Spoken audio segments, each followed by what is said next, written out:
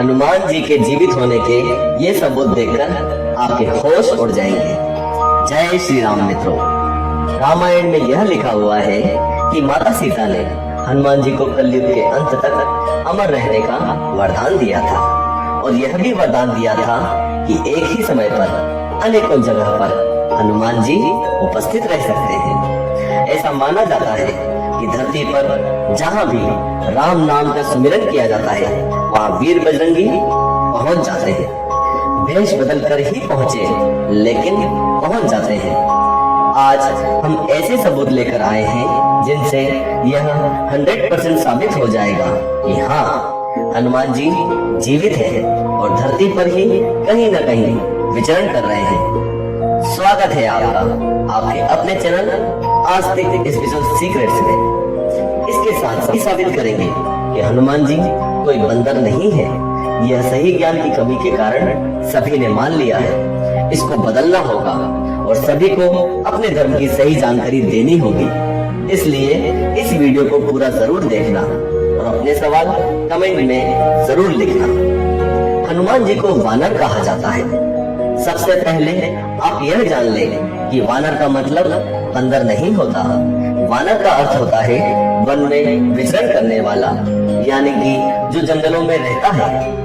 वैज्ञानिकों ने भी ऐसी प्रजातियों के बारे में रिसर्च की है जिनकी शारीरिक बनावट बिल्कुल हनुमान जी जैसी या रामायण में दर्शाए गए वानरों के जैसी थी। वैज्ञानिकों के मुताबिक इस प्रजाति के लोग दक्षिण भारत में और श्रीलंका के जंगलों में रहते थे। अब ये प्रजाति विलुप्त हो चुकी है। वानर कुल के लोगों के पास सुपर पावर्स होती थी और इनका शरीर एक पहलवान के समान होता था और हनुमान जी का जन्म इसी वानर कुल में हुआ था। हाँ, यह मान सकते हैं कि वानर कुल के लोगों की फेस की बनावट बंदर के समान होती थी, लेकिन वे बंदर नहीं थे। इसलिए अगर कोई अगली बार हनुमान जी को बंदर कहे, भले ही मजाक में या उसे पता ना हो, तो आप उसे ये वीडियो जरूर भेज देना। और मेरे हिसाब से तो आपको अपने सभी दोस्तों और रिश्तेदारों को यह वीडियो व्हाट्सएप पर भेज ही देना चाहिए, जिससे उनकी गलतफहमी भी खत्म हो जाए। अब बात करते हैं हनुमान जी के चिरंजीवी होने के सबूतों के बारे में। बहुत ध्यान से सुनिएगा। श्री राम का जन्म हुआ त्रेता युग में। रामायण इसी युग में घटित हुई थी। हनुमान जी का जन्म भी इसी युग में वानर कुल में हुआ था। रामायण के बारे में थोड़ा बहुत तो आपको पता ही होगा कि कैसे श्री राम ने हनुमान जी और वानर सेना की मदद से रावण का अंत किया। उसके बाद क्या हुआ कोई नहीं जानता, ये हम आपको बताएंगे।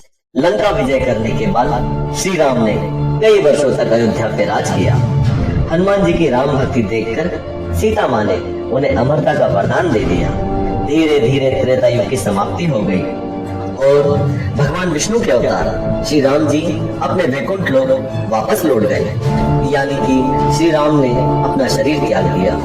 इस बात से हनुमान जी बहुत दुखी हुए और वो भी अयोध्या छोड़कर दक्षिण भारत की ओर निकल गए। उन्होंने यह निश्चय किया कि वो अब जंगलों में ही रहेंगे।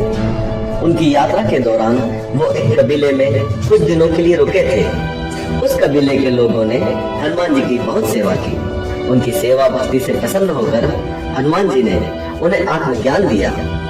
आत्मज्ञान वो दिव्य ज्ञान है जिससे आपको अपने वर्तमान, भविष्य और भूतकाल सबका पता चल जाता है और ये भी पता चल जाता है कि अगले जन्म में आप कहाँ होंगे और पिछले जन्म में आप कहाँ थे। उस कबीले के लोगों ने हनुमान जी से यह आग्रह किया कि वो समय समय पर वापस लौटकर उनकी आने वाली पीढ़ी को भी यह आत्मज्ञान दे। हनुमान जी ने इस कबीले के लोगों को यह वचन दिया कि वे हर 41 साल में एक बार उनको आत्मज्ञान देने आएंगे। बहुत सालों तक इस कबीले के बारे में किसी को पता ही नहीं था, लेकिन कुछ सालों पहले विदेश के वैज्ञानिकों ने इस कबीले को ढूंढ निकाला। उस कबीले के लोगों ने बताया कि हर 41 साल के बाद एक वानर रूपी आदमी हमारे कबीले में आता है। उस कबीले के पास से संस्कृत भाषा में लिखे कुछ ताम्र पत्र भी मिले हैं। पूरी दुनिया से कटकर रहने के बावजूद भी उस कबीले के लोगों का रहन सहन सेहत और बुद्धि किसी संत से कम नहीं। कबीले के लोगों ने यह भी बताया कि हनुमान जी ने उनके पूर्वजों को एक मंत्र दिया था और कहा था, उस मंत्र को जब भी पढ़ोगे तो मैं रोशनी से भी तेज गति से प्रकट हो जाऊंगा। अगर आप भी वह मंत्र जानना चाहते हैं तो कमेंट में जरूर बताएं। जब हजारों लोगों की डिमांड आएगी तभी हम उस मंत्र के ऊपर वीडियो बनाएंगे।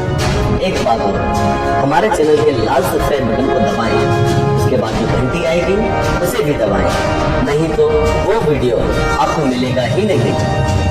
ये तो सिर्फ एक सबूत है, दूसरा सबूत भी देख लेते हैं। त्रेता युग में हुई थी रामायण, उसके बाद आया द्वापर युग जिसमें हुई थी महाभारत। महाभारत ग्रंथ को ध्यान से पढ़ने पर यह पता चलता है कि हनुमान जी महाभारत के समय पर भी थे। महाभारत ग्रंथ में कई बार हनुमान जी का जिक्र किया गया है। द्वापर युग में हनुमान जी ने एक बार तो अर्जुन का घमंड तोड़ा था और एक बार भीम का घमंड तोड़ा था। इन दोनों कहानियों का उल्लेख महाभारत में है। महाभारत के युद्ध में श्री कृष्ण के कहने पर हनुमान जी ने अप्रत्यक्ष रूप से अर्जुन के रथ के ऊपर विराजमान रहकर पूरे युद्ध के दौरान अर्जुन की रक्षा की थी। अगर हनुमान जी अर्जुन की रक्षा न करते तो कर्ण अर्जुन को कपड़ा मार देता। द्वापर युग के समाप्त होने के बाद आया कलयुग और इस युग में भी हनुमान जी के जीवित होने के पुख्ता सबूत मिलते हैं। सन 1600 में तुलसीदास जी के समय हनुमान जी ने उन्हें साक्षात दर्शन दिए थे और उन्हें रामायण लिखने के लिए प्रेरित किया था। तुलसीदास जी एक अज्ञानी मनुष्य थे, फिर उन्होंने रामायण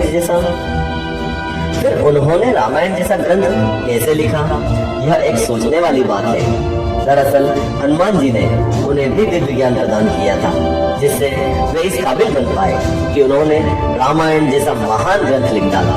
नहीं तो उन्हें कैसे पता चलता कि त्रेता युग में क्या हुआ था। इसी प्रकार बहुत से संतों ने हनुमान जी के प्रत्यक्ष दर्शन करने का दावा किया है, जैसे सत्य साईं बाबा, स्वामी रामदास, नीम करोड़ी बाबा, राघवेंद्र स्वामी, ऋषि माधवाचार्य। ये सभी संत बहुत ही सिद्ध हैं और इनकी शक्तियां देखकर देश विदेश के लोग इनसे प्रभावित हुए हैं। नीम करोड़ी बाबा के फॉलोअर्स में सबसे बड़े नाम फेसबुक के मालिक मार्क जकरबर्ग और एप्पल कंपनी के फाउंडर स्टीव जॉब्स का है। ये तो हो गई भारत की बात। अब जरा अमेरिका की बात कर लें। अमेरिका में लोगों ने बहुत बार वानर रूपी एक विशालकाय जीव को देखा है जिसे उन्होंने बिगफुट का नाम दिया है। और अमेरिका की माया सभ्यता जो कि हजारों साल पुरानी है, एक मंकी गॉड की पूजा करती है। इस मंकी गॉड की फोटो एकदम हनुमान जी जैसी लगती है। हमारे ही देश में एक ऐसे राम कथा वाचक है जो असल में मुस्लिम है लेकिन राम जी की कथा सुनाते हैं। उनका नाम हम नहीं बता सकते, लेकिन उनका भी यह कहना है कि बचपन में उन्होंने श्री हनुमान जी के दर्शन किए थे, तभी से उन्होंने श्री राम जी की कथा सुनाना चालू कर दिया। हमारे देश में कई जगह बड़े बड़े पैरों के निशान आज भी मौजूद हैं, जो कि किसी इंसान के तो हो नहीं सकते। तो क्या ये हनुमान जी के पैरों के निशान हैं? आप अपने मन की बात को कमेंट में जरूर बताएं। इस वीडियो को पूरा देखने के बाद आपको यकीन हो गया होगा कि हाँ, हनुमान जी आज भी धरती पर ही है और इसी कारण से माना जाता है कि कलयुग में हनुमान जी सबसे जल्दी प्रार्थना सुनने वाले देव हैं। अगर सच्ची श्रद्धा से उनका स्मरण किया जाए तो भक्त की रक्षा और मदद करने क्षण में प्रकट हो जाते हैं। और जाते जाते याद दिला दूं कि हनुमान जी के दर्शन का मंत्र जानने के लिए कमेंट जरूर करें, क्योंकि हजारों की संख्या में कमेंट होने पर ही हम उस मंत्र का वीडियो बनाएंगे। वीडियो को लाइक करना ना भूलें। आपका एक लाइक हमें ऐसे वीडियोस बनाने के लिए प्रेरित करता है। और हाँ, इस वीडियो को तुरंत व्हाट्सएप में अपने सभी मित्रों को भेज दीजिए ताकि हम सब हनुमान जी को बंदर समझना बंद कर दें। हमारे अगले वीडियो में हम हनुमान चालीसा का अर्थ और उससे जुड़े मैनेजमेंट के फंडों के बारे में बताएंगे, इसलिए हमारे चैनल को सब्सक्राइब करना ना भूलें।